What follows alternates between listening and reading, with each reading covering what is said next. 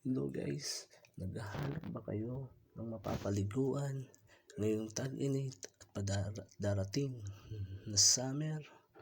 Tara na dito sa Juda Falls, isang napakagandang falls at malamig, swak na swak ngayong tag-init. Dito lang to matatagpo sa Carina, Yabong, Samar.